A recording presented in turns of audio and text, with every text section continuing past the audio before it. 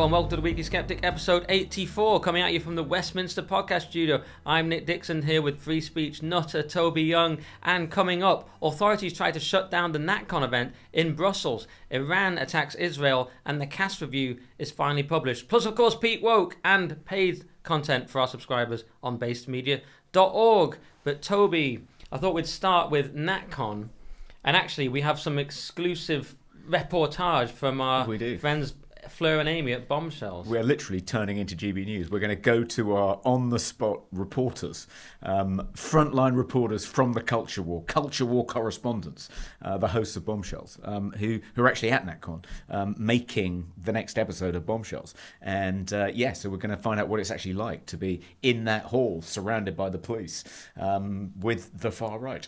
All right, in a bit of a Weekly Skeptic first, we're going to try and go directly to Amy and Fleur, who are the hosts of the Bombshells podcast on the Based Network. And we're going to go to them live at NatCon and find out what's happening on the ground. This is live reportage, Toby. Hi, Fleur. Yeah. Are you actually inside the venue, on the ground? Yeah, we are. We're stuck inside.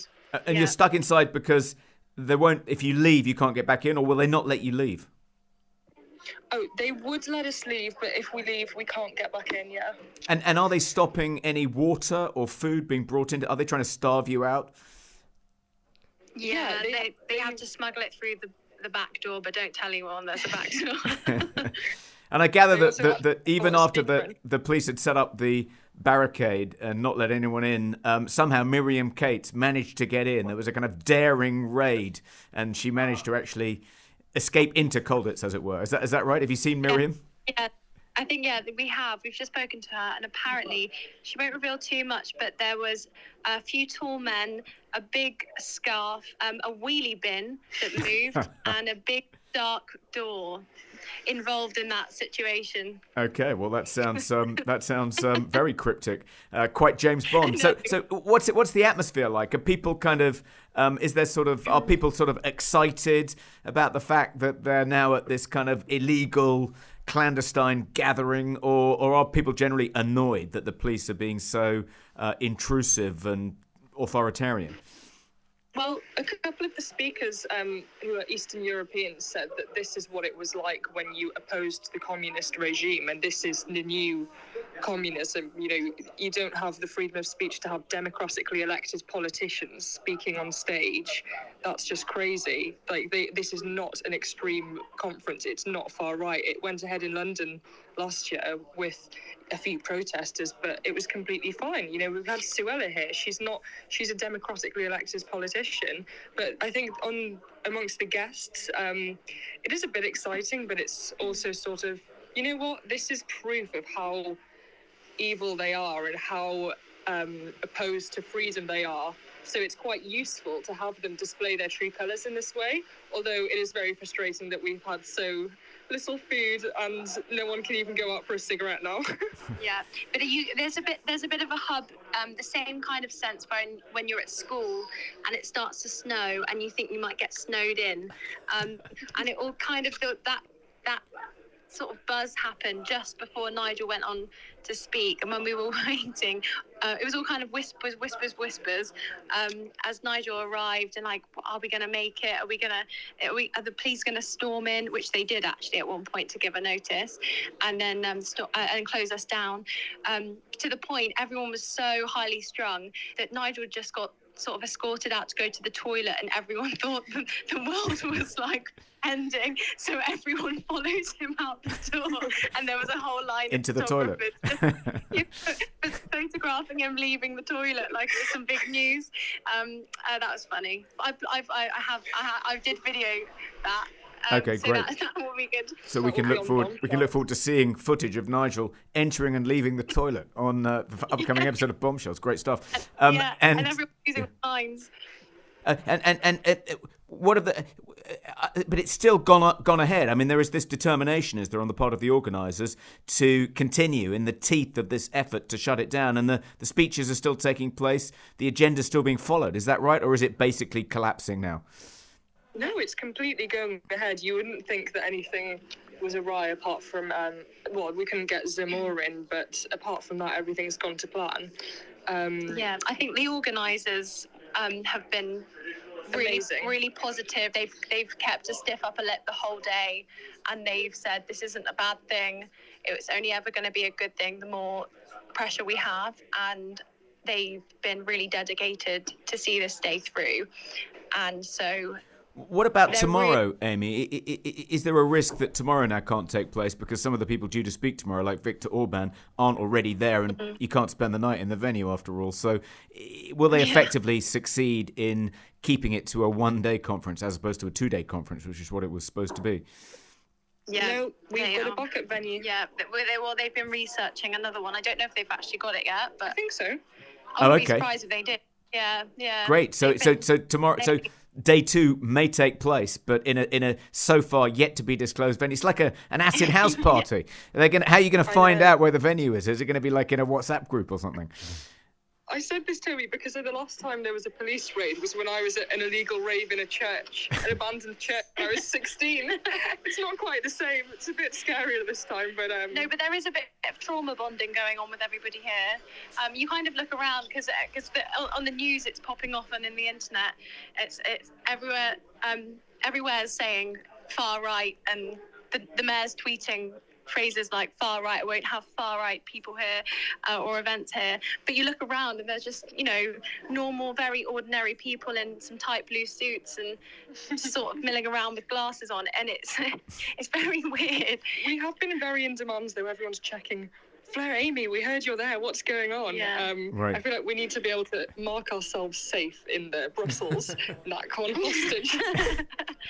Could you let everyone know for us, Toby? Thanks. Yeah, the hostages are safe. We've had proof of life. You're okay. I'll let your families know. Okay, look. As soon as they come in contact with us, they'll let us go. Well, look, stay safe, girls. And I hope you get some great footage for us. And I'm looking forward to seeing the next podcast in Bombshell. It's going to be fantastic. Yeah. Great. Also, they've been doing some really, really unpleasant things. Like they've somehow found a way to scramble the Wi-Fi here, so everyone's trying to hotspot each other. And I think Nigel said in a speech that they were kind of targeting the owner of this building and the venue quite badly, and targeting his wife, his business. Make sure in the next year that his business might close down or something. That's been said. That was said by Nigel Farage this morning. So, but they've done a really, really good job to keep going. That's fantastic. Yeah. Well, I see a crowdfunder in that man's future. He'll probably be okay. Yeah. Okay. Well, look. Thank you very much for talking to us and giving us this. On the ground report, fantastic stuff. You are now officially the war on the far right correspondents, and we look forward to hearing more about it in Bombshells. Brilliant. All right. See you soon. Okay, bye. We're home. Bye. Bye. All right, well, that was Fleur and Amy stuck at NatCon like a snow day at school, stuck in the basement. It's all happening. It sounds exciting. Yeah, of course, grim. I mean, they had some jokes about it and it was great and everything, and it was great to hear from them. But shocking events, Toby. I mean, this is, Dan Wootton's already tweeted, this is communism coming back. I've already posted that this is, being conservative is becoming illegal across Europe. And it's one of those things where people say, okay, it's good optics to sort of, for us. It's terrible optics for them, and it's good for us. But it's only good for us if we have any kind of freedom to do anything. They sort of, it's like a full mask off, quiet part out loud, quiet actions now, just out in the open. Yes. Yeah, and they're just going full communism, basically. Well, one of the speakers at NatCon, who's been branded far right and who supposedly is a threat to public safety, according to the mayor of Brussels, which is why he's tried to shut this down, is a Polish political philosopher who wrote a book called The Demon in Democracy. And his sort of hypothesis is that liberal democracy will inevitably descend into totalitarianism. I think he's clearly right. I just didn't expect, and he's echoing one of the criticisms that Aristotle made of democracy too, that it has a tendency to descend into tyranny. And there's clearly something in that, but I just didn't expect it to happen quite so quickly. I mean, all over Europe and beyond Europe, this seems to be happening.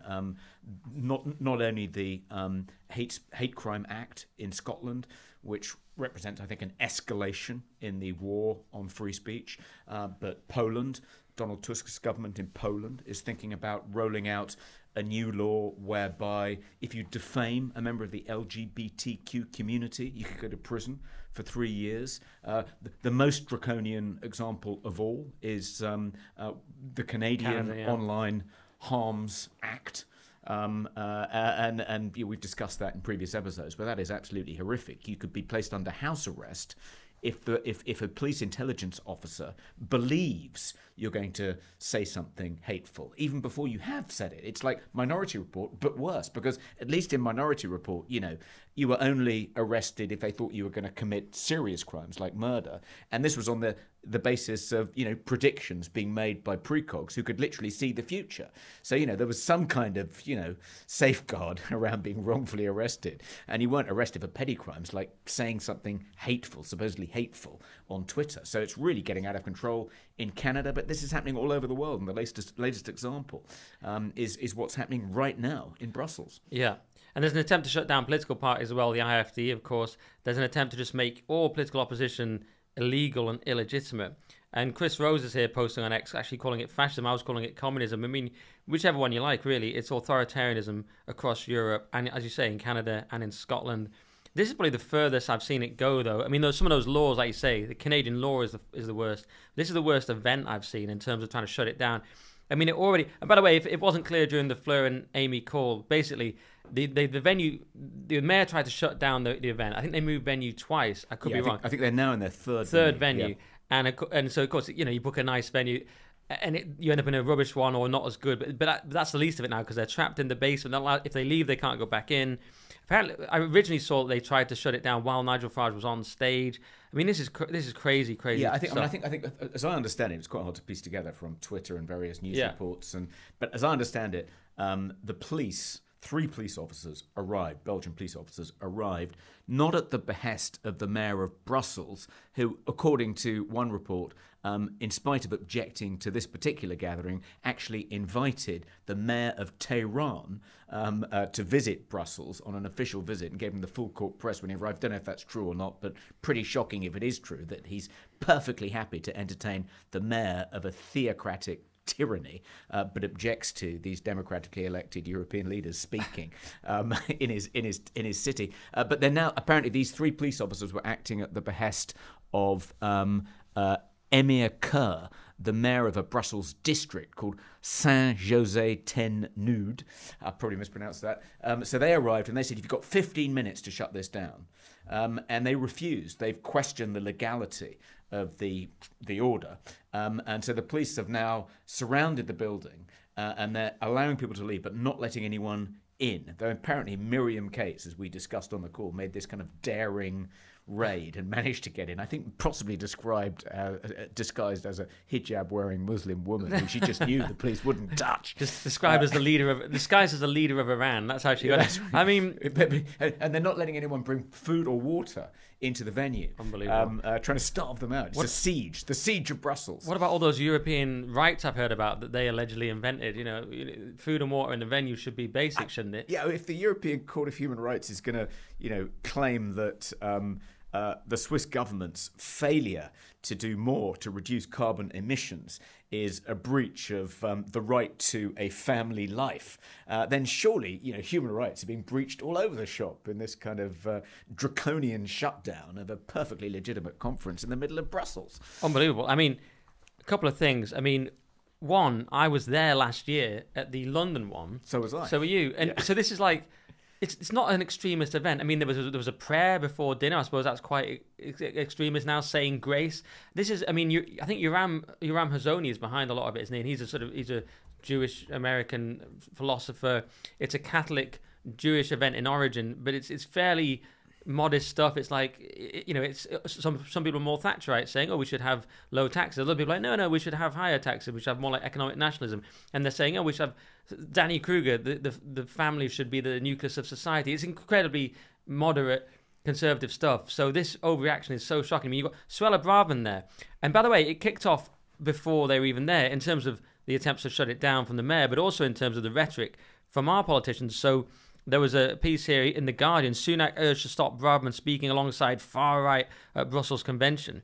And they're saying, it includes people like Viktor Orban. He's just a national leader of a country. It was Jonathan Ashworth, who's a Labour shadow paymaster general. He wrote a whole letter to Sunak saying, there's a UK politician on the stage alongside people with damaging, divisive and offensive views. And ironically, even people like Frank Furudi are part of the NatCom event, a former Marxist, or still a Marxist as far as I know. Yeah. And he's on the side saying, no, we can't shut this down. He's saying what's happened in these last few days. I think he's due to speak at the event. Yeah. And he said what's happened in these last few days represents nothing less than a crisis for free speech and political expression for all of Europe. So you have a Marxist saying, hey, let's let this conservative event go ahead. Meanwhile, all the sort of libs, the sort of neo-libs, have become the authoritarians. Yeah. Oh, one notable thing about Jonathan Ashworth's intervention, writing to Rishi Sunak and urging him to punish Suella Braverman for daring to attend this far-right conference is he invoked the government's own newly published extremism guidance.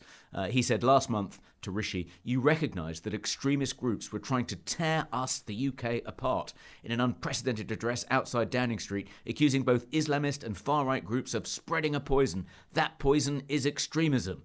And he's invoking the government's new definition of extremism to demonise Suella Braverman, a former Conservative Home Secretary. We warned Michael Gove. I literally sat in Michael Gove's office at the Department for Levelling Up and said, if you issue this extremism guidance, it will be weaponised by the left to demonise people on our side. And he was quite sanguine about that risk. And here it is happening about 3 weeks later. Why is Gove still sanguine about anything at this point? It's so annoying.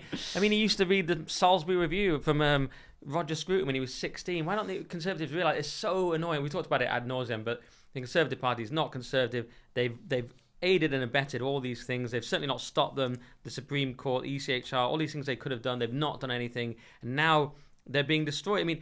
What point do they wake up and say, these people won't let us exist? How long will someone like Michael Gove be allowed to speak if Suella Braverman can't? What's the difference between those two? It's a matchstick. And whatever the phrase is. Yeah, and Suella Braverman said when she was interviewed earlier today that this couldn't happen in Britain, where we have a long-standing tradition of respecting people's free speech.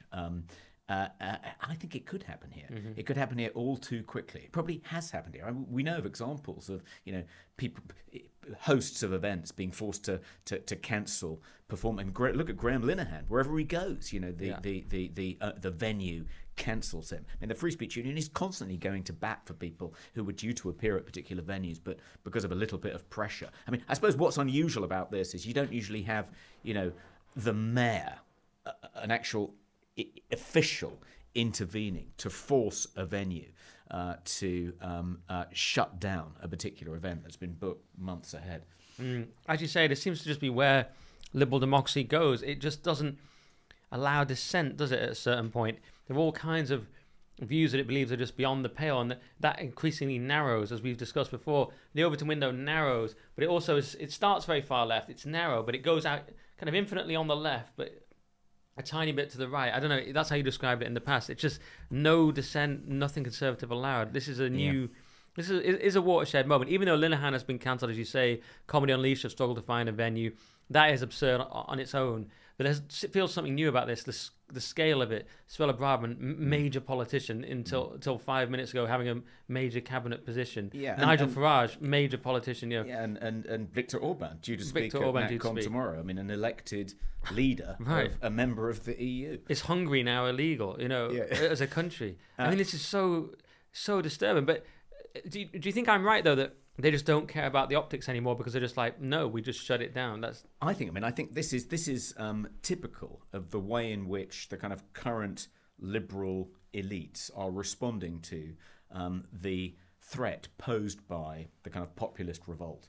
Most of the politicians speaking at this event, broadly speaking, are right-wing populists, and they inspire absolute terror in various Eurocrats, diversitycrats in Brussels, in the EU.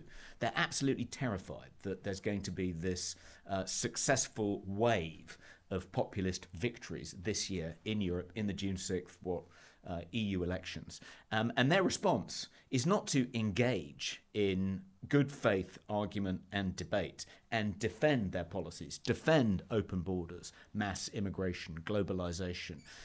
No, their response is to say, your critique of what we're doing is beyond the pale because you're a far-right demagogue who doesn't believe in democracy. So to defend democracy, we need to silence you and remove your platform. It's like, that's not going to work. It's just extraordinary that they think that is the solution to the populist challenge, rather than openly set out what it is they believe and defend it in the public square and to contest an election in good faith in the traditional democratic manner. They're just reaching for these authoritarian weapons to try and demonize and bludgeon their opponents. It'll have precisely the opposite effect. This will now fuel the rise of populism across Europe. It'll mean even more populists are elected in the forthcoming EU parliamentary elections. I mean, it's just completely potty that they think this is the way to respond. Yeah, and one is tempted to say it's because the ideas are good. Their ideas are indefensible. Open borders, one you mentioned, is an indefensible idea.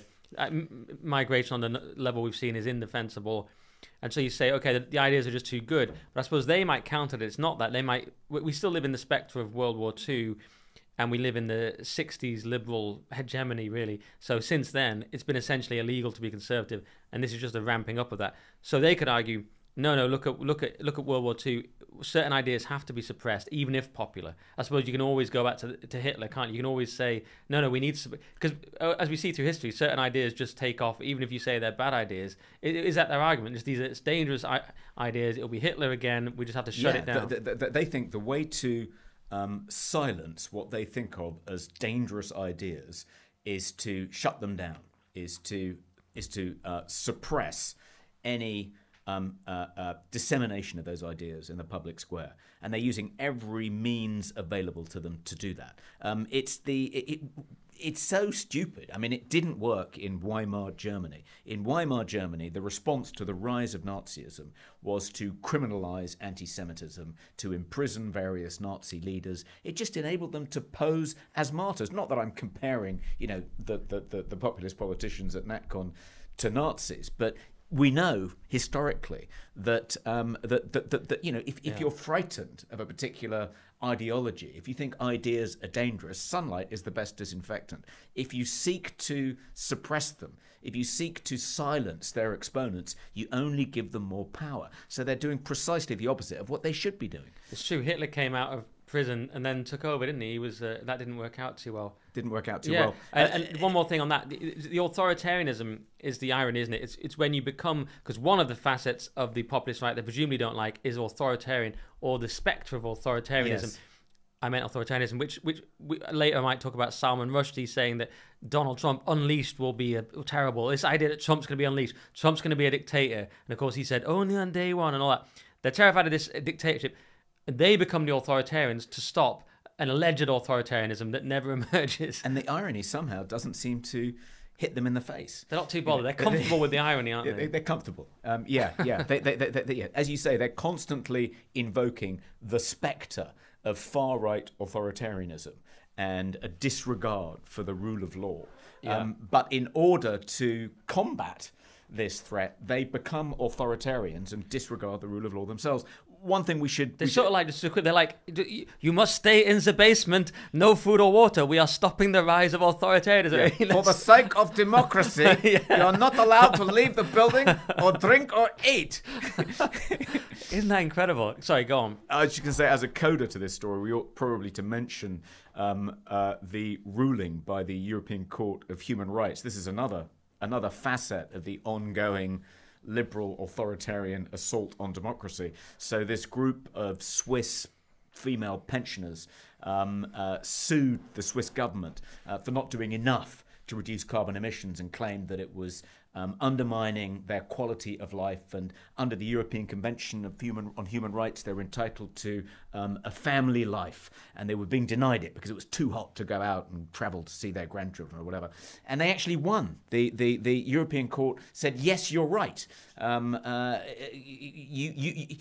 Swiss government should be doing more to reduce carbon emissions. And if it's not, it's breaking the law by disregarding your rights. This is in spite of the fact that there was a referendum in Switzerland, which is probably the most democratic country on the European continent. There was actually a referendum about whether to increase their net zero targets, bring forward some of their net zero targets, and that was rejected by the Swiss people. And what the European Court has effectively said is, no, you should disregard that plebiscite and just press on with kind of climate nonsense anyway, because we think not to would violate the people. They said in their judgment, the court said, this is critical. This was quoted by Alistair Heath in his great column about this.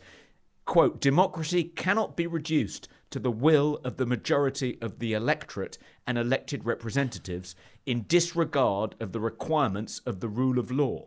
But what they mean by the rule of law, as Alistair Heath pointed out, is the rule of lawyers. They say lawyers should decide what kind of policy you should be pursuing when it comes to, for instance, combating climate change, not the people. That's not democracy. Democracy is letting the lawyers decide what you should do. That's extraordinary. That quote, is that a real quote? That's basically a real quote. Democracy is not letting the people... Democracy cannot be reduced to the will of the majority. Literally what it... Get a dictionary, lads. Look it up in the That's dictionary, incredible. guys, yeah. That is extraordinary. That is extraordinary. That is full on... I know we say Orwellian a lot. That is full on Orwellian doublespeak. Democracy isn't about the people, guys. It's about an elite of enlightened people you don't really see, and they're chosen by us. And they say that your emissions are too high and you have to eat the bugs. That's basically it. So I did hear Klaus Schwab was ill. I don't know if there's any update on that. But there'll be a new Schwab along. Probably cloned him. They probably cloned him already. There's probably several, like in multiplicity. That chair's a bit loud, isn't it? But one of the things that the mayor of Brussels... the mayor of this district in Brussels that is currently trying to shut down NatCon, he said he needed to stop the conference taking place, quote, to guarantee public safety. Yes. And you'd think that invoking public safety has been an excuse for tyranny since Robespierre's Committee on Public Safety, during the French Revolution, which resulted in untold bloodletting, possibly even a genocide. It's extraordinary that they're still invoking public safety without kind of the irony of this occurring to them. Well, I hope everyone's safe there, because now I'm thinking, they've locked them in the basement. Are they going to get the guillotine out? Is that the next bit? Let's see. It is terrifying. Safety, of course, even more prevalent in the wake of COVID. This seems to me, it feels like it's a sort of post-COVID thing as well. That sort of showed the kind of level of authoritarianism they get away with. They got a taste for it. And now it seems like, let's just also use that kind of ethos to shut down speech. That's how it feels to me. Could you imagine this in the pre-COVID era? Do you think you're saying it's long been the thing since the French Revolution? Well, it seems like the nature of it, the safety, the invoking of safety. Invoking public safety as a pretext for removing people's democratic rights. That dates back at least until the French Revolution. But I think you're right. I think that various elites have been empowered by the extraordinary escalation in authoritarianism that took place during the pandemic to now act more boldly when dealing with people they regard as threats to public safety, to the integrity of democracy. Yeah, absolutely. All right. Well, that's NatCon. Shocking scenes. Hope you enjoyed our little update. All sorts of innovations today. We've got this nice big table. I should have brought my laptop. I didn't know we had Wi-Fi yet. We've got so many innovations, guys. So hopefully you appreciate all the extra effort, especially that Alex is putting in at the Westminster Podcast Studio. Let's go and do our next story then. Now, we don't normally cover hard news. This is hard news, folks. Me and Toby are turning into newsmen. We're just sat here on the table. We're like Ron Burgundy, bringing you, here comes the news. So we're doing hard news, but we're also doing the reaction to it, which is sort of where we come in. So Iran launched this drone attack on Israel, and there were missiles as well. People believed it was an attempt to baffle the radars of the Israeli defense system, the Iron Dome. That was the last I heard anyway. And I was actually on GB News hosting live on Headliners when it broke. And in the studio, in the basement, it was kind of like NatCon. We were trapped in a basement. GB News is in a basement. And everyone was thinking it was World War III. and everyone's panicking, and they're like, oh, this is maybe a comedy news show, but they're cutting to Tel Aviv, and I'm having to comment on like a blank picture of the Tel Aviv sky. I did a decent job, but it was a bit weird. Then Mark Dolan came on and did a 2-hour special on it. Now I think we might have overdone it slightly, because it doesn't seem like a big a deal, really. It seems like, the latest I've heard anyways, it really Iran, it was more like they had to save face. Israel attacked the Iranian consulate in Damascus on April 1st. Then there had to be a response to that. This was the response, but they said, look, the drones are coming, guys. Better not shoot them down. So it was a kind of 9 hours for drones to get there, things like this. The UK and the US shot them down. And now, of course, Israel's planning to do something back. And that's the question, should they, actually, because it's a good PR moment for Israel to not do much, some people are saying, because UK people stepped in to help them. I think even Jordan helped them. So I think Leo Kurz was saying last night, it's a good chance not to do too much, because people have helped you, but if you could lose the public will again if you, or sort of, international goodwill if you do too much again. Then again, people always say that's only ever said about Israel. Israel should be able to respond how it wants. I also heard Netanyahu was delaying his invasion of Rafah, or his attack on Rafah as well after this. I don't know, but what do you think? I think, it clearly has been good for Israel's cause. I mean, one of the difficulties Israel has faced is that it's fighting a war with Iran, but the people it's fighting are proxies for the Iranian regime, like Hamas, Hezbollah in Lebanon, Islamic Jihad in Gaza. I mean, these are all terrorists funded by the Iranian regime, because Iran doesn't want to directly confront Israel. It prefers to do it via these proxies. So in a way, what Israel has done by effectively forcing Iran to directly attack Israel, which is the first time it's ever done that since 1979, since the regime change, it's flushed out Iran, and it's exposed the real enemy in plain sight. And from a strategic point of view, that's very helpful to Israel, because it means that the enemies of Iran in the region, like Saudi Arabia, can now side more easily with Israel. I mean, I think a Saudi official said earlier this week, which I think is the first time an official has said this in the Saudi government, that the reason for Hamas's attack in southern Israel on October 7th was to torpedo the Abrahamic Accords, which were going to produce much closer relations between Saudi Arabia and Israel. And it did succeed in doing that, at least for 6-7 months. But it looks as though, this will actually bring Israel and Saudi Arabia closer together. It may restart the process that was stalled on October 7th. And it shows, it forced the Americans to side with Israel.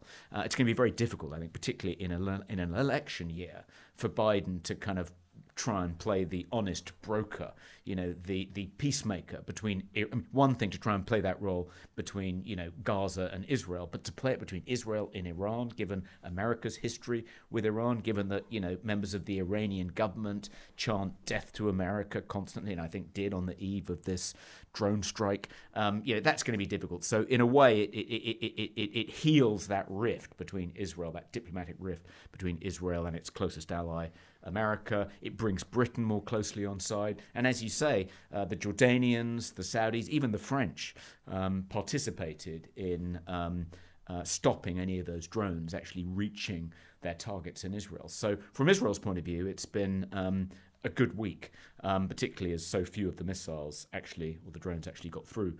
But as you say, it could... what happens next is obviously of critical importance. I don't think Israel has much choice but to respond. It can't let, the Iranians get away with this. I mean, what did Biden said? Take the win. I mean, it's not much of a win if a hostile foreign power has launched over 300 drones at you and significantly depleted your various weapon systems designed to protect yourself, like the Iron Dome, costing billions of dollars. So I think it has to retaliate. The question is, what is it going to do, and is it going to keep all its allies on side when it does so?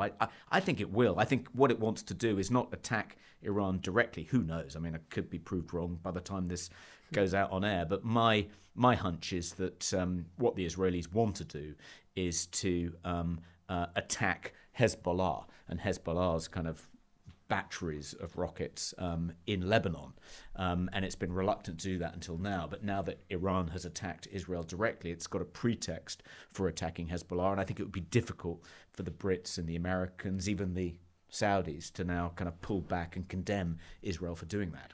Yeah, although in terms of Biden's response, he has been fairly tepid. I mean, here he said, tomorrow I will convene my fellow G7 leaders to coordinate a united diplomatic response to Iran's brazen attack. Not that scary, is it? I mean, it's not that bold. I mean, Trump would have been like, we're going to destroy them, totally destroy, we're going to flatten them. He would have just, he would never got this far with Trump, as we know. But Biden's so weak. When they say to him, what's your message to Iran? He went, don't. Like, don't. He whispered don't in a really weird way. It's like, that's not threatening. So Biden's response is pretty weak. Plus, also, people have pointed out that he enabled a lot of this with his when he released the money to Iran. And the Babylon Bee have a funny thing here. Biden retaliates against Iran by attaching note to pallet of cash that says, please do not use for terrorism. So isn't that essentially what he did? He released all that money. Yeah. He freed up the billions, whatever it was. However, 8 billion was something ridiculous. 10 billion, I thought it was. Incredible. Yeah, and of course they're going to use it for things like this. So it's all a bit of a theatre in that sense, isn't it? And that I think certainly plays to Trump in the presidential campaign. We'll get on to Trump in a minute. Brendan O'Neill wrote this really good piece in Spiked, pointing out that all the so-called all the people in the so-called peace movement who'd been calling for a ceasefire about in the Israel-Gaza conflict, and talking about how opposed they are to war and bloodletting and how they want to protect children. Suddenly, as soon as Iran launches, these 300 drones and missiles at Israel, they're suddenly gung-ho for war. They're right behind Iran. They're talking about this is it was extraordinary the stuff he's dug up. So a member of the International Committee of the Democratic Socialists of America went so far as to say full solidarity with Iran as it retaliates against the Zionist entity. There was another Asa Winstanley, who runs Electronic Intifada, described Iran's attack as a humanitarian intervention and said, thank you, Iran. There was a great piece in the Free Press about this group of so-called anti-war activists who were at a meeting in Chicago. And they were all wearing masks, weirdly. They were all wearing these kind of N95 huge mask. That's now become a kind of symbol of being a far left nutter. Yeah, why? I'm not sure. Or a low-level criminal shoplifting. Those are the two. It's partly, I suppose, to disguise them. Yeah, it's like the equivalent of a ski mask. These so-called anti-war activists, as soon as they found out, it was found out at the meeting. Someone announced, Iran has launched these missiles against Israel, and they all started cheering and all started chanting "Death to Israel!" These are Americans, death to America. We're cheering on Iran. It's like their attachment to peace is pretty thin. It's pretty shallow. It seems to me. And there was this. They just hate Israel. Yes, I mean, and I'm torn as always. You know me, I'm torn because I was quite pro-Israel. Then I have to work with Josh Howie all the time, and so that makes me quite anti-Israel because he's so obnoxious about it. So this is where I'm always at on the fence. On this very serious issue, but there was someone else whose opinion is not quite clear. It was Nick Robinson. So BBC's Nick Robinson, this was in the Telegraph, I should have been clearer over Israel has murdered Palestinians claim. This was in the Telegraph. And he was speaking to David Cameron, who I refuse personally to call Lord Cameron. I said last night on the telly, he's not my lord, so I won't call him that. But he was speaking to David Cameron, and he put this final question to him, and he used this strange phrase. He said, isn't the real risk of where we are now that Western governments appear to back Israel the moment that Israel is under attack? But when Israel attacks and murders tens of thousands of innocent Palestinians, we say the words, but we do almost nothing. So it's quite a strange phrase, and Cameron replied, I don't think that's right at all. Actually, over this weekend and into this week, people can see that the truly malign actor in this region is Iran. Okay, so Israel has in fact launched an airstrike on Hezbollah targets in Lebanon. So I was right about that. Okay, so they've already launched that. All right. So that's already happening. So as we're doing the show, this is the problem with doing this show. There's more attacks. So much news at the moment. I know. It just overtakes you. I've just said we overdid it a bit at GB, and it wasn't World War III. It probably will be World War III by the time the episode comes out. But should we talk about Nick Robinson's response anyway? Which just one more thing on that. My take on it was that murder is a strange word to use in a war context. So that is obviously inflammatory. You don't say murder, you say killed. It's not really murder, it's in a war. And the other thing was, you could say he's doing the adversarial style that the BBC favours, and he's putting the other view to him. And of course, this will be the view of loads of pro-Palestine people. That is how they talk. But the issue with that is, one, the word murder. Two, the BBC have been so dubious on this issue before, refusing to call Hamas terrorists is an obvious example. We all know they have an anti-Israeli bias. We all suspect it, let's say, even if we can't know it. A spokesman at the BBC said, the BBC holds itself to high standards of impartial reporting and rejects the suggestion that we are biased against Israel. Yet everyone thinks they are for some reason. Yes, because their leading presenters use words like murder to describe, Israel's military activities in Gaza. It was pretty extraordinary. I mean, I think it's pretty clear now, and there is just a wealth of evidence that the Israelis don't deliberately target civilians. The reason there are civilian casualties in this particular war, as in other wars Israel's been engaged in, is because their enemies use civilians as human shields and use civilian locations as bases for rockets, arms, and so forth. But they don't actually deliberately set out to actually kill civilians, which then you might be justified in accusing them of murder. Hamas do, of course, and that's one of the key moral differences between Israel and Hamas, or the IDF and Hamas. But as you say, Nick Robinson claims that he himself wasn't accusing the IDF of committing murder, Israel of committing murder.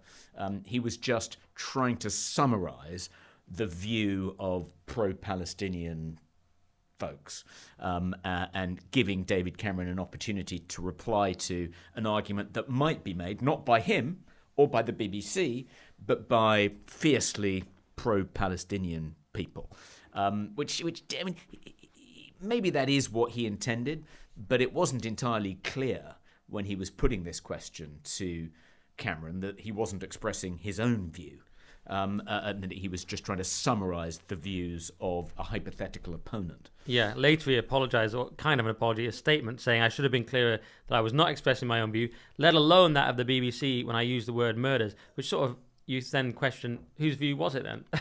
Just a sort of hypothetical. I mean, you kind of think when you see things like this, that clearly is Nick Robinson's view, and that's why he, expressed himself so poorly, or perhaps he wasn't expressing himself so poorly. Perhaps he was just saying what he really thinks, saying the quiet part out loud. But it surely won't be long before I imagine the first thing Nick Robinson does when he leaves the Today programme will be to join Emily Maitlis on the newsagents, cast the mask of impartiality aside, and just become, a Tory basher. The very flimsy cloth mask of impartiality. Here's my real views now, guys. They're exactly what you thought, and slightly worse. Absolutely ridiculous. He probably will do that. And I wasn't happy with the aid workers being killed. Obviously, then I got in a bit of trouble not trouble, but some pushback on the current thing, because I said that's where I draw the line when you're killing British people in a war that isn't ours. But the way they seemed to do that was pretty bad. I know 2 people got sacked as a result, but that's not enough. But that's my only comment there. But yes, I would not use the word murders. Absolutely not. And the other thing I just wanted to add was Ben Wallace on the front of the Telegraph. I mean, today, this is really a one in the eye for the people who say Nick doesn't prepare, because I've got about 50 articles in front of me. Hopefully next time I'll have my laptop. But anyway, I've got the Daily Telegraph from last night. Wallace, West must stand up to Iranian bullies. What was quite funny about this was it was a front page article that was just a Telegraph quoting one of their own articles. It was a comment piece from Wallace. Right. Alex just beforehand was talking about Marty Pellow sings Wet, Wet, Wet. Apparently you can get a CD, a compact disc, Toby, that's... Marty Pellow singing the hits of Wet, Wet, Wet. So it reminded me of that. It's like the Telegraph reporting on the Telegraph, on the front page of the Telegraph. Well, they quite often do that when they have op-eds right. By government ministers or ex-government ministers. They'll trail them on the front page, and they'll try and create a story out of the fact that the minister or ex-minister has said this in the Telegraph. It's not that unusual. That when Kemi Badenoch, I think in the Sunday Times do it too. When Kemi Badenoch had that piece in the Sunday Times, I think it was the Sunday Times this Sunday, they ran the fact that she'd written this piece and what she'd said in this piece as a front page kind of teaser for the inside story. Right. Well, you're a pro, so you understand how these things work. I saw it as Marty Pellow saying, remember one of this hit, guys? Well, here it is worse years later with me singing it on my own. Caught up in your wishing. Well, I mean, it's a funny idea to me. Anyway, on a serious note, Ben Wallace says, bully Iran must be hit back twice as hard. He's calling them a bully. A bit of a mixed metaphor, because elsewhere he says they are like a child having a tantrum at a restaurant you just have to ignore. Then he says that's gone too far, that hasn't worked anymore, so now you have to hit back. So then he switches to the bully metaphor, where you have to hit them back, and that's all they understand. At the same time, though, more controversially perhaps, he says that Israel needs to do its bit as well and get behind Ukraine. So his criticism is that they've not been paying up for Ukraine. They've said, no, we might upset Russia, we're not getting involved. And he's basically saying that's not good enough. We're backing you with Iran. You need to back us with Ukraine. Right. And he's also a bit sort of off message because he's retired or whatever. And Sunak, on the other hand, has come out and said Netanyahu needs to show restraint in his phone call with Netanyahu. So different message. He's following more the Cameron line, Sunak, it seems to me, whereas Wallace is just saying what he wants. He's like, no, we need to hit back harder. Yeah. Would that be good to hit back hard? Isn't it much better to not do that at the moment? I would have thought that what Rishi said is kind of diplomatic code for attack Hezbollah in Lebanon, but don't directly attack Iran in response. Keep your response proportionate, show restraint. It sounds like the Israelis at least took that as a signal that if you want to attack Hezbollah targets in Lebanon, fine. Just don't attack any targets directly in Iran, which of course is a possibility. One thing that people have been saying, against Israel retaliating too robustly, is that the Iranians were just it was just a performative military strike. Mm-hmm. The drones took several hours to get there. Yeah, they had a huge amount of advance warning. But I'm not entirely convinced by that. I mean, they unleashed over 300 drones. They then followed them up with some ballistic missiles. Some of them actually did get through. I think the latest reports are that 6 got through. A 7-year-old girl, ironically an Arab girl, was killed in the Negev desert by one of the missiles, I think, or by shrapnel falling from one of the missiles. I think Iran was actually trying to cause Israel some serious damage and was actually trying to kill people. The fact that it didn't succeed doesn't mean it should be let off the hook. It's like, if the Japanese had attacked Pearl Harbor but not managed to do nearly as much damage as they'd done, it's unlikely that Winston Churchill would have said to, FDR, take it as a win, because they didn't actually do as much damage as they'd intended. No need to retaliate, United States. Be proportionate. Don't overreact. I mean, that would have been ridiculous. Very different times, isn't it? I lean more towards the first explanation, being a non-expert on this, that it was to save face. Apparently they said, that's the end of the military act. That's all we're doing. It took ages for the drones to get there. It was all, to me, it seemed more like they were saving face. They had to issue a response, but they didn't want anything to really kick off. And I also think, and I could be wrong again, but I've also heard they may just be weaker than we thought. It's, as you say, they've been hiding before. It's like Sauron and his many forces. Now it's the Eye of Sauron. But it turns out to actually be not that strong, which kind of ruins the metaphor because Sauron was pretty strong. But they maybe aren't as strong as we thought. And I also heard that Hezbollah and Lebanon maybe aren't that keen to support them anymore, which might be why it was direct, which is strange that Israel are now attacking Lebanon if that's true, but who knows what really goes on. But I think their drones just aren't very good. Right. They don't fly very quickly. They don't deliver particularly large payloads. They're easy to shoot down. And one of the reasons Russia hasn't been doing better in Ukraine is because its drones are Iranian drones, bought by Russia from Iran.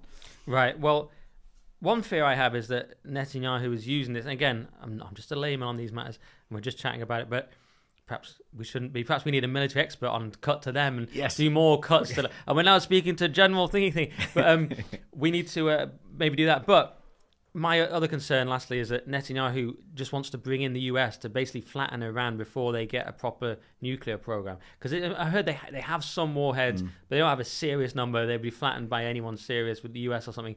So he just wants to take them out completely before they develop that. So he's trying to tease the US into it. Do you think there's something in that? It could be, yeah. I mean, supposedly the Iranian nuclear program is, about to become operational, and they will shortly have some nukes.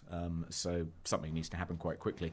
Maybe the Israelis are taking out Hezbollah in Lebanon, so they don't have to worry about, missiles being unleashed from sites in Lebanon or an invasion across the Lebanese border if they do, in fact, take out Iran's nuclear weapons program.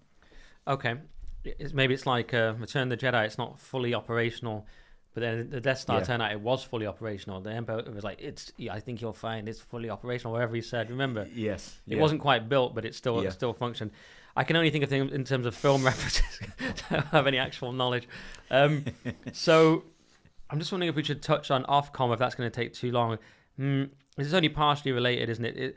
I was a bit annoyed. There was apparently a 600% increase in Ofcom complaints in the age of GB News and Talk TV. This is how it was put. And it's obviously just activists replying. And actually, we covered this on GB, and then Stop Funding Heat covered us covering it, and they're sort of admitting that this is what they were doing, sort of proud that it was working, as far as I could tell. Their activism was working. It's not. We don't just have Stop Funding Hate and Hope Not Hate. We have Stop Funding Heat against us as well. I thought you'd mispronounced Stop Funding Hate. What is Stop Funding Heat? It's a climate thing that's part of the same nutters. So they're always after us. But then Michael Grade issued this strange statement. He said, I don't actually have it in front of me, I don't think. He said, I have it somewhere. He said that there was an issue of impartiality. We need to balance free expression against the need for impartiality, and that it's not good for channels to be owned for political reasons. And both of these statements seemed thinly veiled attacks on GB News. Yeah. This was in an interview with Jo Brand herself, who escaping an investigation completely for a horrific comment about Nigel Farage that was not a joke. People said it was a joke. It's like, I did over a decade of professional comedy. I couldn't detect a joke there when she said that, she might want to throw battery acid on. There was no joke structure there. It was very thinly a joke. I didn't see any joke there myself. So she got away with that, no investigation. She's there now yucking it up with Grade, who's a Conservative peer. Again, the Tories not able to even defend themselves. A Conservative peer attacking GB News seems very weird, since half of the Conservative Party is on the channel. It just seems very, very strange to me. Well, he's no longer a Conservative peer. He became a crossbencher when he became the chairman of Ofcom. This is where I need your House of Lords inside, and just checking the House of Lords every day. Yeah, trying to get in there. Yeah, he said. I've got the quote in front of me. However, you got it almost right. We have to weigh up freedom of expression and the public's right to know, along with the need for balance and impartiality, as though those two things are at odds. He said, we also don't want our broadcasters being owned and run for political reasons. And as you say, it did sound like a thinly veiled attack on GB News, and quite the timing's off, because, the most egregious example of partiality this week was Nick Robinson using the word murder to describe Israel's military action in Gaza. Yeah, as we know, one rule for us, one rule for them. And we'll have to see the outcome of that David Lammy investigation. I don't know where that's got to. The LBC one, where he reported live on the DUP the resignation of Sir Geoffrey Donaldson, I think. Yeah, go on. Yeah. No, weren't you worried when you were kind of reading out news bulletins as part of headliners when, the Third World War broke out in the middle of the show, that you were breaching that rule? That if you are kind of a political actor, you can't read out the news. That's crossing, this I am worried now, line. But I think it's politicians, isn't it? Is it just politicians, either elected or former? I think so, because someone like Patrick Christys would do that every night. And how am I different from him or Mark? No, it's politicians. Okay, yeah. Comedians are allowed to say, here's a tweet from Trump, and here's the Tel Aviv skyline. I think that's okay. Okay. I think it's when I'm a politician, when I take over and become a... Okay. I'm not going to become a politician, because imagine the background checks. But just because of the stuff I've said, nothing dodgy, just because of all the stuff I've said, all the far right stuff, which isn't anything now. Is this the time to bring in the Reform Party going even further than it has done in the past in its zeal to cancel slightly suspect far right candidates? It actually it decided that one of its candidates had crossed the line, had a history of offensive tweets, and so he was thrown under a bus, and he turned out to be dead. He was literally dead. And they weren't aware that he was dead when they kind of wrote to him to tell him that he could no longer be a Reform Party candidate. I was going to do that as a paid story, but if you want, we can do that. I mean, you've done it. You've basically done it now. That's the story. That is the story. Yeah. I mean, luckily the free people who got it. Yeah, there was a quote we can't afford to have people doing nothing in an election year. The problem is he was dead, so you could. I mean, that was unfortunate. I mean, maybe I'll ask Ben Habib about it. Hopefully, I'm interviewing him soon. But it's, yeah. I mean, their vetting process has been pretty shocking, shall we say? I mean, Richard Tice said we let the media vet for us. They've not had the resources to vet properly, and this was the apotheosis of that. I mean, dead candidates. It doesn't look great for them. Not a great look for performance. But what are they going to do? They got no resources. This is why this happens, right? They just and it just, I suppose it's sort of, as you say, it doesn't reflect very well on how well organised the party is or how in touch with its various candidates it is. I mean, it's struggling to keep them on message. That's understandable, but some of them aren't even alive, seemingly. I mean, maybe it's obviously just one. The amazing thing about this guy, though, is he was still more competent than most Tory and Labour MPs. So that's the upside. So, you know, that's. I mean, there is an argument for that. Probably would have done a better job as Home Secretary in keeping out the small boats. Yeah. I mean, there's the Peter Hitchens argument. You know, again, the Aesop's fable I've talked about before. When the frogs are looking for a ruler and God sends down a log and they complain about his log. But then he sends down a stork and he eats them all. It's like, oh, we want the log back. The dead candidate is more, you know, he can't do as much damage as the Tories have done, or Labour will do. So maybe dead candidates are the way forward. Maybe that would be actually a good reason to vote for reform. That's the radical We're policy. just fielding corpses. All our candidates will be dead. Yeah, but therefore they can't absolutely balls up the country. Yeah, imagine in the House of Commons they would wheel in. I mean, it's more or less like I'm that. Richard Tice. This year, all our candidates will be dead people. Yeah. I like Richard, but you know, it's a bold strategy. Yeah. Are you sick of the way the Tories have ruined the country over the last 14 years, introducing dead candidates? I feel a bit bad now for whoever this guy is. I'm not trying to disrespect him or his family. We want to reduce the size of the state, the overbearing state, and our first move is going to only have dead candidates in Parliament. Yeah. Live candidates have caused so many problems for this country. Cuts to lots of living candidates doing terrible stuff. Immigration, cost of living. It goes through all these issues. Introducing dead people. All our candidates will be dead for at least a year. Were you thinking of voting Labour? We believe you're better off dead than red. Better off dead than red. This year, vote reform. Yeah. Yes. Living candidates, living danger. Yeah. All right. Well, that's the clip sorted this week. Let's. I don't know how long we've done because we had that phone call with Fleur and Amy, which was brilliant. But should we quickly bash out the cash review? Cash review. I said cash review. It's like it's Johnny Cash. Yeah. Love is a burning thing. Okay, we've done about an hour. We want to hear from the Johnny Cash review now. The Cash review, of course. It's the final Cash review. Came out from I can't speak. Hilary Cass. I'm very tired, guys. Hilary Cass issued her final report. It was 400 pages, and on every single page it just said #Glinner was right. Apparently that's what I heard, because so it's a scathing 400-page dossier into NHS gender care for young people, and it said kids questioning their gender had not been told to disclose history of abuse for fears medics would shy away from offering the drugs. That was one of the really shocking findings, that kids were told, look, if you've had sexual abuse or any kind of physical abuse, don't mention it because then you might not get these drugs. Incredibly disturbing. Coaching them, instead of just saying what's best for this kid, it's like, here's how you game the system and get the medication. And it's incredibly damning. We've seen all sorts of people changing their tune now, saying, I was always against this. And Graham Linehan's been totally justified. Glinner was right. That's been sort of nice for him, but of course I'm sure he'd rather none of it had happened. We've seen Victoria Atkins versus Wes Streeting. She had quite a powerful bit in the Commons. I'm glad that I'm glad that the Right Honourable Member, whatever he's called, has changed his mind. But I hope more people will. But he did say this, yes, and it was really good. That was good. And that's the thing. You've got to let people change their mind. But it's incredible that anyone went along with this. Should be common sense that we don't destroy children's lives, destroy their bodies, so that they can never change, never come back. It's absolutely disgusting this was ever a thing. Few people seem to be doubling down. Navarra media seem to be doubling down, like tearing the Cash report. The Cash report has been torn to shreds and blah, blah. But a lot of people are now going, whoops, we better change sides. Yes. I mean, I think it's... I interviewed Lionel Shriver last night at Lola's in the Hippodrome. It was a Free Speech Union event. She's just got a new book out called Mania. And it's a novel, and it invents a new social mania. In which it becomes completely taboo to call anyone stupid. Suddenly, the latest excessive egalitarian crusade is to pretend that everyone is intellectually equal, and anyone who resiles from that is cancelled and they lose their livelihoods and so forth. And it's kind of a satire of various hysterical social movements that have been a characteristic of the 21st century: Me Too, Black Lives Matter, wokery-pokery, and of course the trans cult.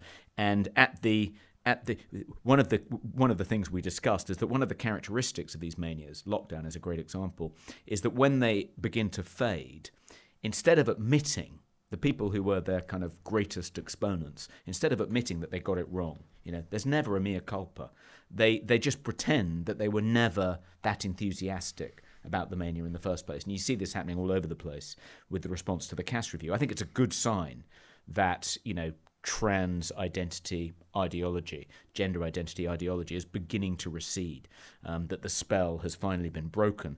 Even Ruth Hunt, who until quite recently was the CEO of Stonewall, is kind of trying to backpedal and say, I was never a fully signed up member of the trans rights cult. I was always trying to play the honest broker. I recognized that there was a genuine debate. There was a conflict of rights between trans rights and sex-based women's rights, and I wanted to try and facilitate a proper, grown-up, good-tempered discussion to try and navigate. It was absolute nonsense. Stonewall had been at the forefront of advocating for trans rights. They've more or less invented themselves as a kind of trans advocacy organisation. There was evidence when Ruth Hunt was in charge in 2018 of Stonewall trying to rubbish advice that had been distributed in schools by a feminist campaign group, saying there's very little evidence that puberty blockers are completely harmless. Lots of the children who transition end up regretting it. Think before you send them on an irreversible medical pathway and so forth. All very sensible advice, which has completely been vindicated by the Cass review. That was rubbished by Stonewall in 2018. They encouraged schools to disregard this advice, described it as transphobic and so forth. And we see this all over the place. All these people who are fully signed up members of the cult are now backpedaling furiously. And that, I think, is a good sign. I mean, the big question about the Cass review is this just, one victory in an ongoing war against this particular mania? Or is it the beginning of the end? Is it actually a decisive victory? Is it not just a battle, but the war, which is now coming to a close? And it feels to me, in spite of efforts by, as you say, organisations like Novara Media, people who've been at the forefront and are doubling down and have no regrets and aren't changing their minds, in spite of that, it feels like, the war is now coming to a close. It's been definitively won by the gender-critical feminists, it feels to me. I think it's been won, and you even see this. Belgium and Netherlands called for puberty blocker restrictions following Cass review, so they're now following. The crazy thing is that the only reason that puberty blockers were a thing in the first place was based on the Dutch protocol, the term used for the practice pioneered in the Netherlands in 1998 and copied around the world of treating gender dysphoric youth with puberty blockers. This was in a Telegraph. Why are we following the Dutch protocol? Don't follow Holland. They're insane libs. Like, you don't follow anything. Everything, drugs are legal. Everything's legal in Holland. It's mental. Why are we following them in the first place? And just quickly on that Novara thing I quoted or alluded to, Novara tweeted, within hours of publication, the Cass review into youth gender identity services has been torn to shreds. What a waste of 4 years of research, writes Gemma Stone. And this has received a community note on X. Dr. Hilary Cass, OBE, is a British honorary physician in paediatric disability. Gemma Stone is wholly unqualified to present an educated rebuttal, so must be considered opinion only. The Cass review is an expert review and being accepted by UK and European health professionals. So, community notes for the win. Yeah. Did you see that? Is she called Revka Brown? What's her name again? Rivka Brown. Rivka Brown. So, she shot to fame when she celebrated Hamas's attack on southern Israel on October the 7th, and she later walked that back or tried to walk it back. But she's been embarrassed again by J.K. Rowling. So she effectively accused J.K. Rowling of being a Holocaust denier, because J.K. Rowling questioned whether trans people were targeted by the Nazis in Nazi Germany, and were kind of, one of the major targets of Nazism, which is something that, trans rights activists claim. And because she questioned this, she was accused by Rivka of being a Holocaust denier. Not quite Holocaust denier, but that's how Rivka saw it. And evidently, J.K. Rowling threatened her with a libel suit, and she's now backed down and apologised. Yeah, she's issued the classic, she's had a legal letter apology. Someone sent it to us to see if I can find it. On 13 March, I tweeted that J.K. Rowling is a Holocaust denier. That allegation was false and offensive. I've deleted it and apologised to J.K. Rowling. That is the old legal letter, the classic. Yeah. You can see. You can always. She hasn't had an attack of conscience. No, that's not why she's resiling on that. That's classic. All right. So that's the cast review just dealt with quickly. We've done quite a lot already, so we've got to get to Pete Woke soon. But Toby, do we have an advert you want to quickly read? Yes. This is an ad from our good friend Thor. Believe it or not, you can improve your situation remarkably with one choice. Although my client, Robert, sold his company for $1 billion, money was never his guiding force. His guiding value was steady focus on this one choice. Robert had humble working-class origins, but as he grew from engineer to manager to CEO, an eventual successful exit, he chose to focus on one thing that most avoid due to their fears or their discomfort. What was it Robert prioritized?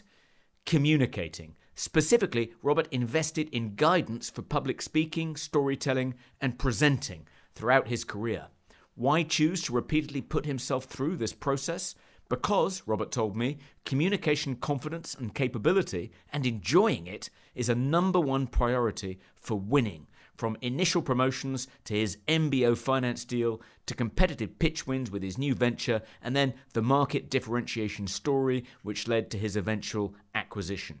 Now semi-retired, Robert still refers clients to me at all stages of their career because he knows they'll enjoy growth in confidence and results with me.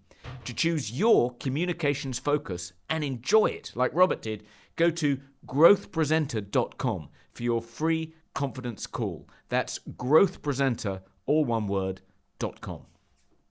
All right, well, those are our main stories for the week. Now let's go to everyone's favourite section. It's Peak Woke.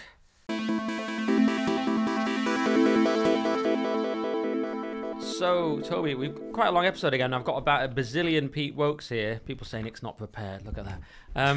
But I don't know where to start. I can't do them all. So, do you want to start with one? The 4-day week one was quite a good one. That was a bit weird. Oh, really? Yeah, I sort of reread that one, and I think I'll ditch. It's about the 4-day week being considered racist in a report by the Welsh government. But you've read it actually is racist. Well, no, it's not that. It's that it's against a 4-day week and wants people to work 5 days a week, and I'm pretty supportive of that. So I don't want to ridicule the Welsh government for saying if they want to say they don't want a 4-day week because it's racist. Fine, I'll take it. Let's just go back to working 5 days a week in the public sector. I've got 3 findings by the Employment Tribunal, all of which qualify, I think, as peak woke. I'll do them in sort of reverse order of nuttiness. So one of the findings this week of the Employment Tribunal is that offering a chair to an older colleague at work could count as age discrimination. So if you give an older colleague an opportunity to sit, if you say, would you like to sit down in the workplace, he can sue the employer for discrimination, age discrimination. Wow, formerly known as kindness. Getting a rebrand. Politeness. Yeah, you used to have to do that. You used to on a bus or something. If you stand up on a bus now for an old person, you're a bigot. You're going straight to jail. Yeah. While they collapse. Yeah. And then there was this other bizarre recent ruling, which is that non-feminism at work is also discrimination. So claiming to be a non-feminist at work is itself an act of discrimination, an employment tribunal has found. So someone claimed that they'd been forced out of their job because they didn't agree with equality, diversity and inclusion, which was being pumped into their workplace. And apparently saying you don't agree with it and you're not a feminist is itself a form of discrimination, and you can't be compensated if you're forced out for being a non-feminist. Non-feminist is such a weird term as well. Like, it should have its own word, like normal woman or something. Non-feminist. Yeah. I can already predict what your third one's going to be now. Yeah, because I heard you discussing it quite amusingly on Headliners this week, which is, the third one is this guy, Lance Sergeant Dwight Pyle Gray, a black British Army musician, a Rastafarian. He successfully sued the Ministry of Defence for race discrimination, harassment and victimisation. And the reason the Employment Tribunal found he'd been discriminated against, harassed and victimised is because when he tried to enter his barracks dressed in his civvies, and the sergeant major said, no, you can't come in without proving your identity. And he didn't have any proof of identity on him, so he was told he couldn't come in, and he accused the person blocking his entrance of being racist. And he was in turn then accused of playing the race card, and apparently accusing someone of playing the race card, even if that's exactly what they've done, is itself an act of discrimination, harassment and victimisation. So if you accuse someone of playing the race card, even if they've just played the race card, that is an act of discrimination, harassment and victimisation, and that person can sue an employer for allowing that to happen. Yeah, absolutely shocking. And I said it reminded me of the Believe All Women. I know you can't you can't say to someone you're playing the race card. I mean, how oppressive is that? They can just endlessly abuse that. And Simon Evans made a reasonable point that perhaps if you were the only sort of Rasta French horn player, it is strange that he didn't know. Didn't recognise it. Yeah, it was a lance corporal, not a sergeant. But yeah, Pyle Gray, his name was strangely. But as you said on GB News, if you're guarding a barracks, I mean, it doesn't seem unreasonable to say to a civilian approaching the barracks and wanting to enter, "Who are you?" Oh, okay. If you are in fact a member of this unit, do you have any identification? No. Yeah. Well, I'm sorry, you can't come in. Racist. Yeah, and he said, "You're racist." He said, "Well, you're playing the race card." I've got no interest. He's like, "No, I'm not playing the race card. That's illegal to even say now." I know, another insane level of oppression. And he actually didn't accuse him of playing the race card. He just said, "Don't turn it into a racial thing." Yes. All he was saying. No, he said he did here, going to turn it into a racial thing and playing the race card, apparently. Okay. But still, yeah, I mean, still, white people can't play the race card because I was saying because no one cares about us and wants to oppress us. We'll never be able to use that. So it's just another way to oppress people. Anyway, all right, that's a good one. Here's a good one for you. NHS mocked for woke welcome banner with 21 genders and sexualities on it. This was the Royal Stoke Hospital, which had 21 gender banner. And I found some of them on the banner. It's got all the sort of obvious ones we've come to expect: the rainbow, the progress flag, the bisexual flag, the pansexual flag, etc. But some of the more interesting ones were, there's androgyne, there's genderqueer, neutroir, which identifies as neither man nor woman and has no gender. It's just nothing. One of my favourites, demisexual, only feels sexual attraction once an emotional bond has been formed, and I claim that's a woman. And then demi-romantic, only feels a romantic attraction after an emotional bond has been formed, and I claim that's a normal person. And then agender, which is one of my favourites because it's just rejects gender identity, but the problem is it's called agender, so you get up in a kind of endless Abbott and Costello loop of saying, "Hey, I'm agender." "Oh yeah, which one are you?" "No, I'm agender." And that could go on for a long, long time. So we should do that. We should do a kind of pastiche of an Abbott and Costello routine. Let's move into sketches, agender? Toby. I thought you were. Yeah, I thought you were gender fluid. No, I'm agender. I'm sometimes gender queer, but I'm not gender fluid. Yeah. I mean, go on. Yeah, the Sun very helpfully provided a breakdown of all the flags being displayed in this particular NHS trust, and there were quite a few of them, but it defined each one. Quite a helpful little guide. You could actually cut it out and stick it in your back pocket. That's what you need. Everyone should have that on their wall. There you go. So hard to beat that one, Toby. But have you got any more? What else have I got? I've got yes, and I think this one came up on another episode of Headliners, which is the Royal Navy are facing such a recruitment crisis. Partly because they've made it absolutely crystal clear that they're not interested in cis-het white men applying. So, surprise, they've got this recruitment crisis. They recently had to, mothball a couple of ships because they didn't have enough sailors to actually man the ships, if I can use the word man. Anyway, so in order to try and recruit more people into the Royal Navy, they've dropped the requirement that you need to be able to swim to join the Royal Navy, which does seem pretty extraordinary. I mean, surely, if you're going to be a sailor and you're going to defend Britain on the high seas, you do need to be able to swim. It is ideal, although can I just say, we've on this podcast, we've waived the requirement to chat about politics and the culture war.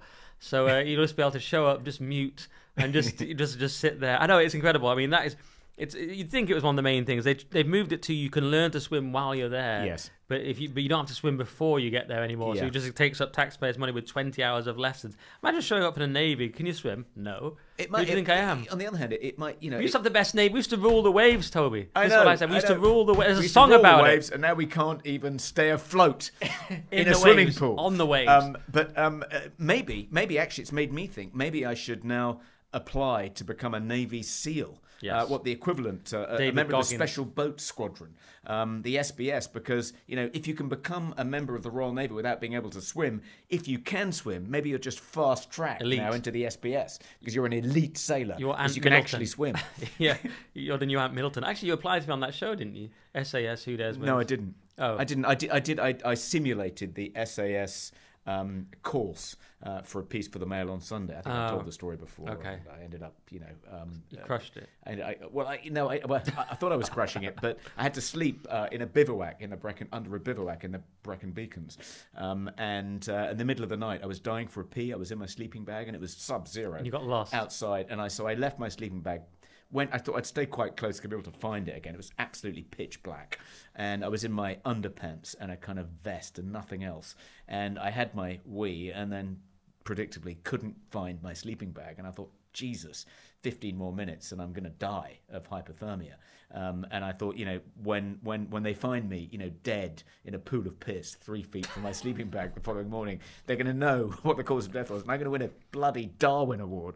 But luckily, my phone rang. It was my wife checking in on me to see how I was. And the phone was in my sleeping bag, so I was able to dive back into it. And she saved my life. She saved your life. It's a beautiful moment. God works in mysterious ways. Wow, I've forgotten the jeopardy of that story. I remembered your wife calling. Yeah, no, it was I remember a the genuine piss. moment of danger. Wow. You're very game though, Toby. You'll do anything, won't you? I'm the opposite of you. I would never do any of that, and I would never have a wife.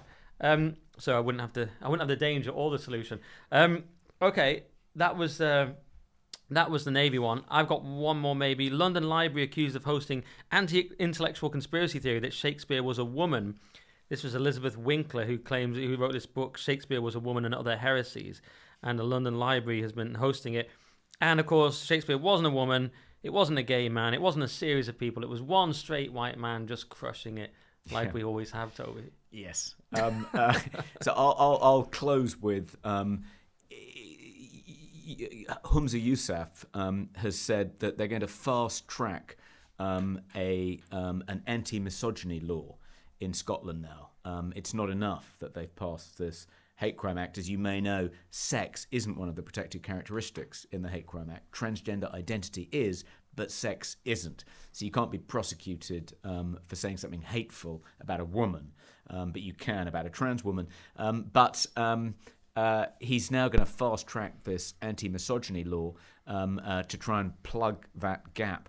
But he's also said at the same time that trans women will be protected by the anti-misogyny laws. So women's going to be defined quite broadly in this particular law. He also said in passing in this interview on BBC's Good Morning Scotland programme that he was more or less going to completely ignore the Cass review. And of course in Scotland you still can get puberty blockers on NHS Scotland. And the fact that there's no evidence to, the fact that there's no reliable evidence about their long-term effects, and it's actually pretty risky, as we know, it's not going to in any way inhibit Humza from prescribing them like Smarties. Yeah, although he has been urged to drop the whole thing after only 3.8% of hate crime law complaints were authentic. So let's see. That'd be good. There is the Scottish MSP, sorry, the Conservative MSPs in Holyrood have tabled a motion to repeal the Hate Crime Public Order Scotland Act tomorrow. I don't suppose it'll pass, but it might flush out some people in the Labour benches who aren't that keen on it. Let's see. Okay, and I was going to talk about Salman Rushdie saying that Trump is worse than being stabbed, but I think I'm going to save that for our paid section because we're talking about Trump and Stormy Daniels. So I'm just going to tease that. Okay. And we've got an extended base department coming up as well. So that's all coming up in the paid section, but for now we want to thank all our free listeners who are almost as valued, and they hate it when I say stuff like that because they get very serious and sensitive. Want to quickly say, thanks for listening. Hope you like our new table in our new studio. I'll have the laptop soon. It'll be slicker. Hope you liked our innovation of going live to the reporting. And if you want more of that kind of thing, you can go to basemedia.org. You sign up for £5 a month. You'll get all the bombshell stuff, all the other innovations we come up with. Basemedia.org, £5 a month. £10 a month gets you the Zoom call. The last one was pretty good. Yeah, we just recorded a new Zoom call, and I think if you become a premium subscriber, you can now find that in the premium section at basemedia.org. So yeah, if you enjoy the show, if you want to hear more of this show, and we've got more to talk about, do become a premium subscriber. You can do that for as little as £5 a month. And if you want to join those monthly Zoom calls, ask us anything you like, it's just £10 a month. So please support us, support our podcast by becoming a premium subscriber at basemedia.org. Yes, and thanks to everyone that came to Weekly Skeptic Live. It was very, very fun. That was a really good one. And I was on top form, and you were on top form. I felt better than last time. I was a bit ill last time, but I always do my best. But it was a great event. And if you go for the top membership, you actually get tickets to those for free. So that's another thing you can do. But we'll probably have another one in June or something. So all that stuff, and as well, nickdixon.net for my Substack, where I'm putting all sorts of great stuff on there now. nickdixon.net, buymeacoffee.com/nickdixon to donate. Buymeacoffee.com/nickdixon, I think that's right. And anything else to quickly plug? We're about to... we've got some really exciting news about the Daily Skeptic. We've got big plans for the Daily Skeptic. It's having a glow up, and we're announcing those, and we're starting a new fundraising drive on Wednesday morning. So if you're listening to this on Wednesday, go to dailyskeptic.org, check out the story. It's all about what our plans are. We've got lots of exciting plans. And if you can help us realize those plans by making a donation, you can become a monthly subscriber for £5. You get commenting rights. Go to dailyskeptic.org/donate/ and help us turn it into a world-beating product. Wow, okay. I didn't even know that, but that sounds exciting. So go and do that. But until next week, everyone, stay skeptical. Stay skeptical.